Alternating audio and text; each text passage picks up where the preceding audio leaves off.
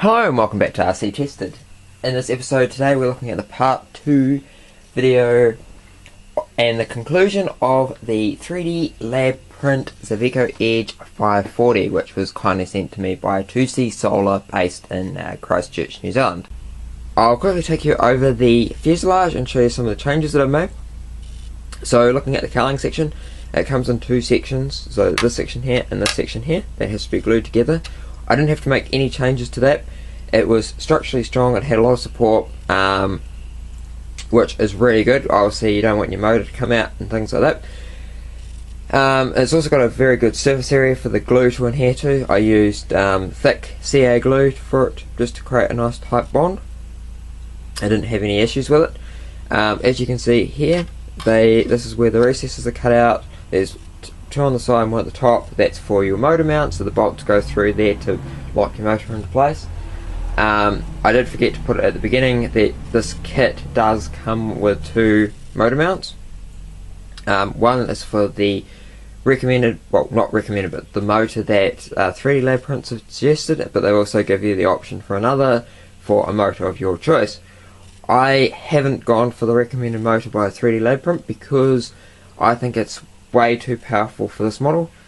It was talking about being designed for like a high performance pylon racer or hotliner, and for speeds of doing like 200 kilometers an hour. This aircraft is not structurally strong in some places, so I have dialed it down to 1100 kV Tenergy motor, which I'll put a link in the description below. I've gone for a 10x5 3-blade propeller. You don't have to use a 3-blade propeller if you don't want to. That is the only reason why I've chosen that is for scale looks. Looking at the undercarriage, it comes in two halves. So I've glued together two halves with epoxy glue, making sure you don't get any glue around or around the hole for the bolt for your wheel. I did reinforce it so you can see a little bit shiny. I did put a little bit of Aerodite around the edging just to keep it strong. And I have glued the undercarriage in with Aerodite glue. I have seen videos where these undercarriages are prone to ripping out, so I'm hoping that the epoxy glue will do the trick. But I haven't been able to test it yet because it is winter in New Zealand at the moment, and it's the weather hasn't been very cooperative at the moment. Anyway, so the wheel pants itself is not optional, it does come like that, so you will have to use that.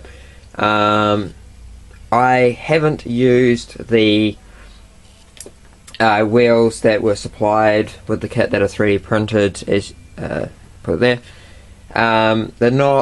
They're okay, but I've just used the rubber wheels that I've got laying around. Doesn't have to be anything flash.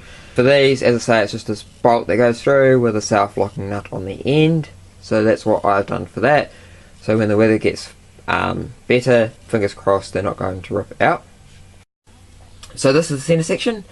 To access the centre section, it comes with a piece of fine plastic over the top, which you will need to cut out with a hot soldering iron or something that's hot that can maintain its heat.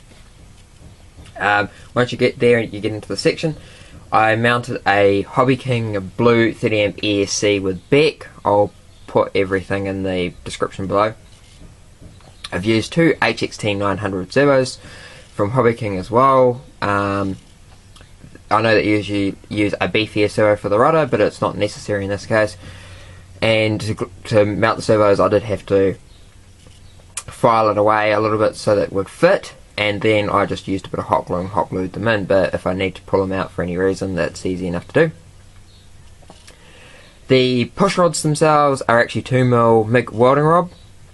So the MIG welding rod, the holes that were actually designed for the push rods were blocked in many places and were quite tight. So what I've done is I've used, as I say, the MIG welding rod. You can also use bicycle spokes, and to stop them from flexing inside the fuselage, I have used snakes, which is plastic tubing, which you can buy from your local hobby shop, or I'm sure you can buy it from a local hardware shop, and retain them in place with a couple of zip ties. It slipped my mind. I have had to do some reinforcing. The surface area for the glue to adhere to is very, very thin. So when I originally did the test piece, I used thick CA, glued it overnight, left it plenty of time for the glue to adhere to, and then found the next day that the glue was actually letting go. So what I've had to do is I glued the surface up with the CA glue, waited for it to dry, and then went over the surface around the edging where the joint is with Araldite to help strengthen it up. Araldite has made it a lot stronger. The only thing you do need to know with Araldite though, it does add weight to it. It is a heavy glue. So I go towards the tail section. I've had the same problem. The surface area for the glue to adhere to is very, very fine. The glue was breaking away, so I've had to go over the surface here, and it doesn't look, I know it's not the most cleanest, but I had to go over the same surface area with Araldite to make it stronger. Otherwise I did find that after its first landing it would break. So that's what I've had to do with there. I've also had to do it following the back here, so that's all had to be reinforced. So the rudder is held in with also 1mm rod. It slips in there, and to stop it from moving around in place there's a little bit of hot glue underneath it, just a little dab to stop it from moving. So, but I'm pretty happy with the way it came. I have reinforced the elevator section a little bit, as you can see here, with Araldite, just to make sure that it was nice strain level, and also for durability, because it did also have a very fine surface area for the glue to adhere to, so I've just had to reinforce that up. So we'll quickly have a look at the wing. So underneath the wing I have used also HXT 900 servos. The reason why they got tape around them is that because the servos have to actually be glued in, the reason for the tape is that actually a friend suggested this to me, is you put a bit of tape around it, and then if the servo does pack up, you cut the edge of the tape on the top, and then you can easily remove the servo out of place, because if you got it straight in, then it's quite a job to actually get it out. That's just a bit of wire held in. There's a Z bend on the end there, sorry. There's a bit of wire that feeds up through the elevator, and with the stopper on the end, it gives you plenty of throw. And then down here, I don't know if you can see it, there's a little bit of a seam where the servo wire runs down, and it comes out this entry exit point here, and you've also got your markings out for your CFG. That's the same for the other wing. Okay, one last thing I wanted to mention about this aeroplane. With 3D printed aeroplanes, they are plastic, so do keep them out of the heat and the sunlight. Don't keep them in a baking hot car or anything like that, or direct sunlight, otherwise it will melt.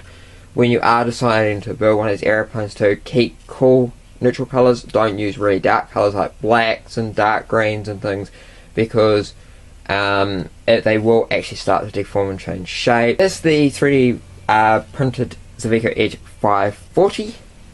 Up and coming in these videos coming up in August, which is actually only a day away.